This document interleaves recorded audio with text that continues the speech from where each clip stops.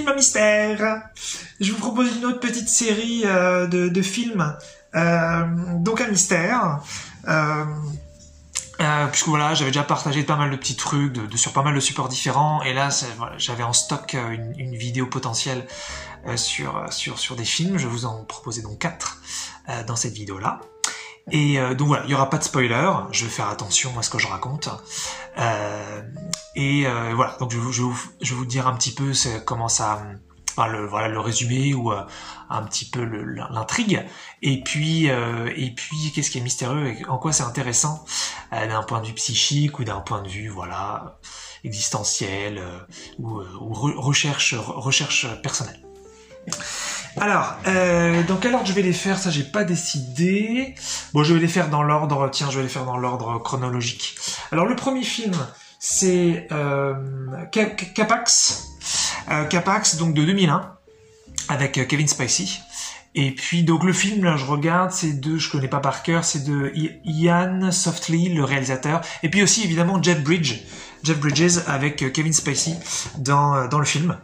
Et voilà. Et alors, donc c'est donc un film énigmatique. C'est l'histoire en fait de Kevin Spacey. Je connais plus le nom du personnage, mais en fait il apparaît un petit peu de nulle part dans une gare de la toute première scène, et on sait pas trop d'où il vient d'un point de vue cinématographique.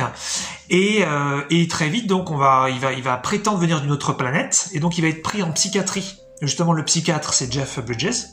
Il va être pris en psychiatrie, et en fait, Kevin Spacey, donc il joue le rôle de quelqu'un de très très intelligent, qui peut toujours tout expliquer, et donc de justifier, d'argumenter qu'il vient bien d'une autre planète. Et donc le film, c'est ça. Le film, c'est, mais finalement, est-ce qu'il est fou, ou est-ce qu'il vient vraiment d'une autre planète? Et il y a un doute constant tout au long du film. Voilà, c'est vraiment le truc, ce qui fait que voilà. C'est au-delà de ça, il se passe des trucs vraiment dingues dedans que je ne peux donc pas vous dire. C'est très très touchant, la musique est magnifique. C'était un de mes premiers films, parce que voilà, si on est en 2001, à ce moment-là, ça veut dire que moi j'ai donc environ 12 ans. C'est un des premiers films que j'ai pu voir comme ça, même si je m'intéressais pas à toutes ces choses encore.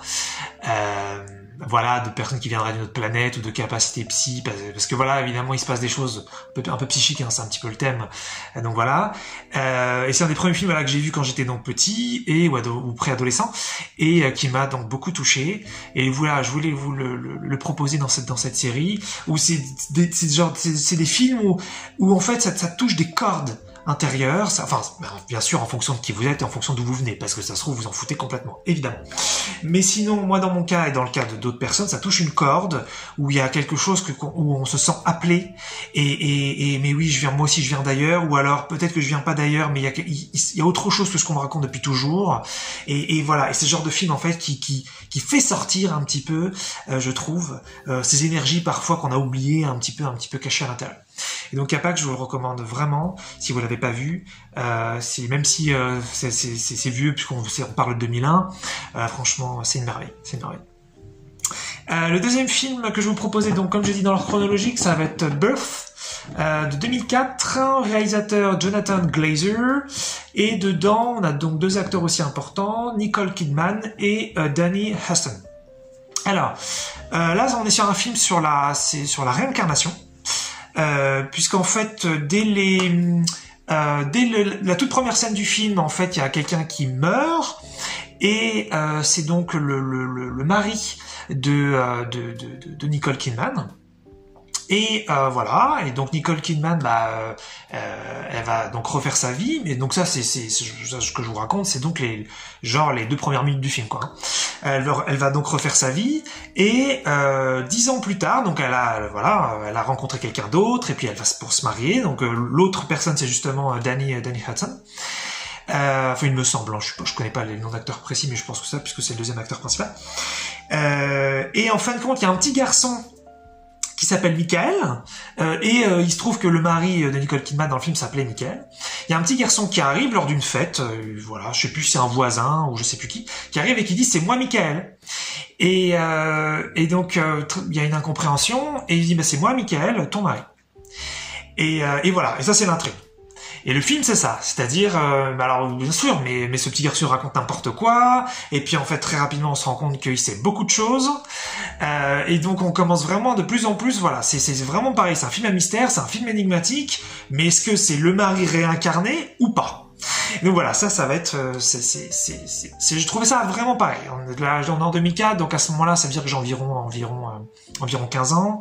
Même si bien sûr, je les ai pas vus forcément nécessairement à l'année de leur sortie, j'ai pu les voir quelques années après, mais on est vraiment sur quelque chose qui m'avait vraiment tué. La musique est folle. Je suis pas expert en instruments de musique, mais je crois qu'il y a beaucoup de tambours ou de percussions, je sais pas quoi.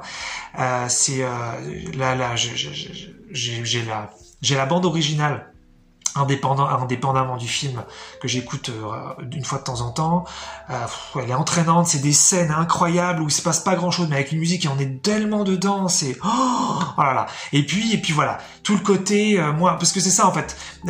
Quand moi là, voilà, si j'ai 15 ans, je m'intéresse pas à grand chose sur ces sujets spirituels psychiques, donc la réincarnation, je suis très comme ça, mais c'est fou, ça existe ou pas, je sais pas.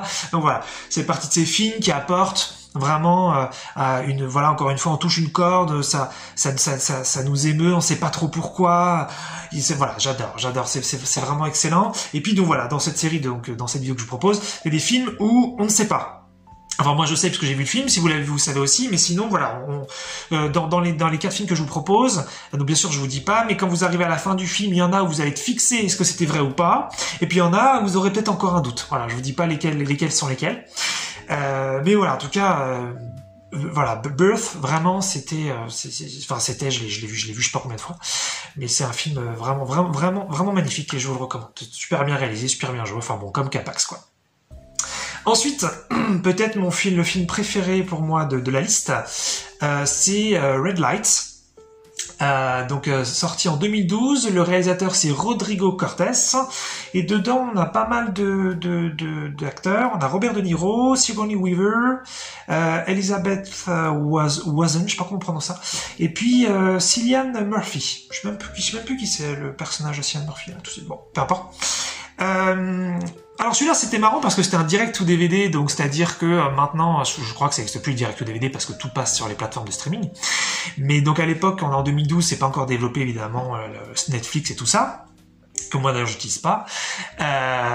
Mais voilà, donc c'était un direct ou DVD, et d'ailleurs c'est pas voilà, Birth et Capax, c'est des films qui ont eu une très bonne critique et qui ont été appréciés du grand public, mais Red Lights, ça fait partie de ces films qui n'ont pas été très appréciés et qui collectivement sont considérés comme des films pas terribles. Et moi je trouve que c'est un film absolument excellent. Donc voilà, c'est ce genre de petites nuances aussi, hein, on n'a pas tous évidemment les mêmes sensibilités. Et en fait, donc là, c'est quoi l'intrigue? En fait, c'est un groupe de deux, il me semble. Voilà, c'est un duo. Donc c'est Sigourney Weaver et puis Cillian Murphy. Ah bah oui, évidemment, Cillian Murphy, évidemment. Je me dis mais c'est qui? Bah oui, c'est le personnage principal. Je veux dire, enfin un des deux principaux. Donc voilà, lui, donc c'est un homme et une femme qui en fin de compte s'habituent, enfin je dis des bêtises, ont pris l'habitude ou s'entraînent, ou leur job c'est en fin de compte un petit peu de à la fois rechercher les capacités psychiques, mais surtout les détracter. Hein, ce qu'on appelle les détracteurs, pour ceux qui savent pas, c'est ceux qui sont là pour finalement désargumenter, pour déconstruire, démonter, décrédibiliser, discréditer. Voilà, ce genre de phénomène. Et donc, par exemple, quelqu'un qui les appelle et qui leur dit, venez dans ma maison, il y a des tables, les tables elles bougent toutes seules, il y a des bruits bizarres, voilà. Et eux ils arrivent et ils sont censés repérer ce qui se passe et en fait de voir que c'était fait une supercherie pour telle et telle raison, voilà. En fait, ils sont pas forcément dans un objectif négatif, ils sont dans un objectif a priori assez sincère, mais de leur expérience, tout ce qu'ils ont finalement découvert, c'était toujours faux. Ils savent qu'à chaque fois, il y a toujours des manipulateurs et des menteurs, ce qui est vrai d'ailleurs. Hein. C'est pour ça que quand on s'intéresse effectivement, je sais pas si on fait un peu de spiritisme, ou on fait des choses comme ça, où on s'intéresse aux esprits, c'est vrai qu'il y a beaucoup de charlatans, il y a beaucoup de choses qui sont fausses, hein, évidemment, et il y a beaucoup de choses qui sont vraies. Et souvent, il y a souvent des gens qui prennent un camp, qui pensent que tout est vrai ou que tout est faux. Voilà, c'est pas toujours évident, effectivement, d'avoir un pied de chaque côté. Et en fait voilà, donc eux, leur truc c'est ça, c'est un petit peu de de décrédibiliser tout ça, parce que par expérience, voilà, et ils ont jamais trouvé quelque chose qui fonctionne. Et puis en même temps, ils sont dans un centre où il y a des expériences scientifiques pour prouver que c'est vrai, mais ils ont du mal à avoir leurs preuves, à avoir leurs résultats, un petit peu comme nous, collectivement, dans notre société, on rejette encore vachement les capacités psychiques, on dit ça n'existe pas, ça n'existe pas, puis quand on a des résultats, on dit oui, mais ça n'a pas été, la méthode scientifique n'a pas été respectée, et puis on a toujours des excuses, en fait. Et puis quand la méthode scientifique a été respectée, oui, mais le consensus scientifique n'est pas d'accord, il n'y a pas l'unanimité, bref, on a toujours une bonne raison, finalement, pour ne pas intégrer dans notre vie quotidienne les capacités psychiques au sens collectif. Et donc voilà, donc c'est un petit peu tout ça. Et en fait, il va se passer des choses un petit peu bizarres de plus en plus au fur et à mesure du film qu'on ne comprend pas et que eux-mêmes n'expliquent pas.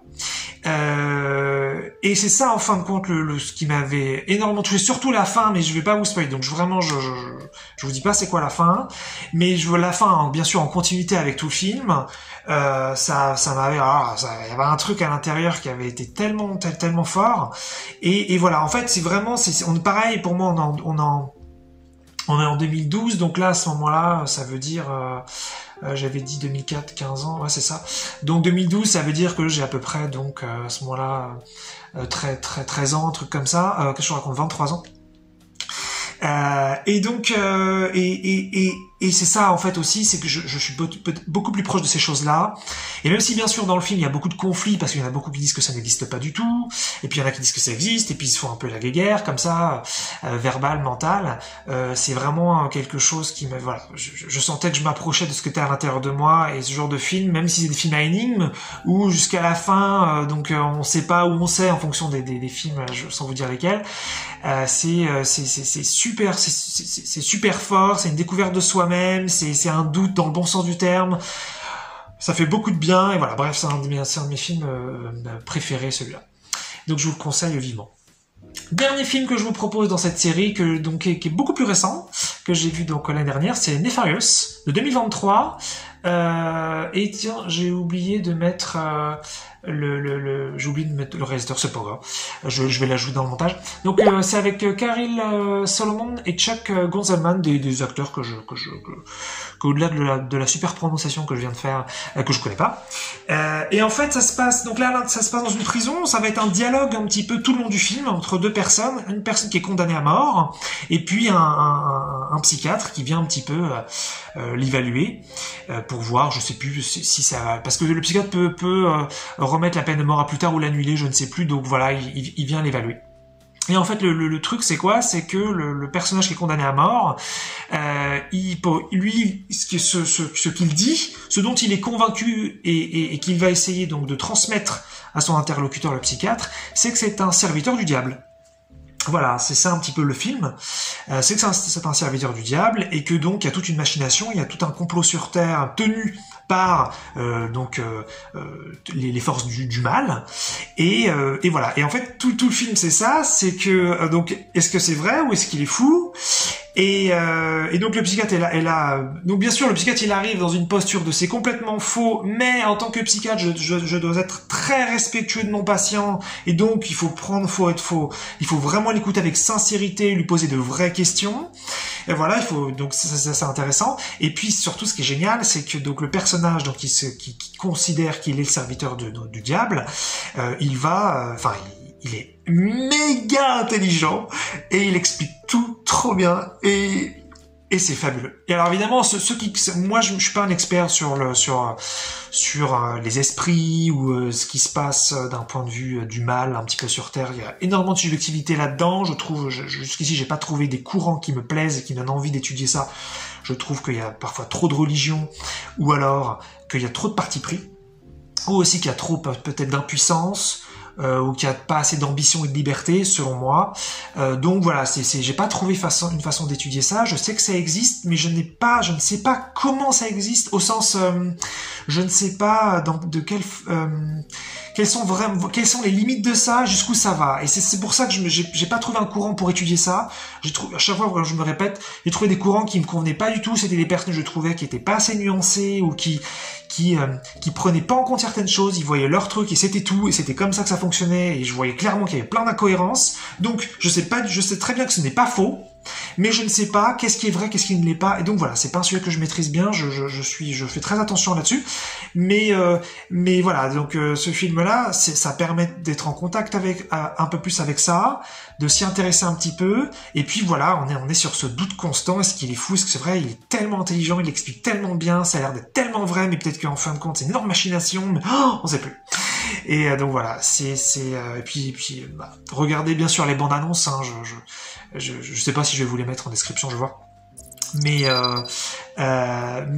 franchement, c'était trop bien. Donc voilà, je vous propose ces 4 films à énigmes, que voilà, on est sur le spirituel, on est sur le psychique, sur l'existentiel comme d'habitude, sur finalement une autre façon de vivre, puisque c'est vraiment ça qui compte.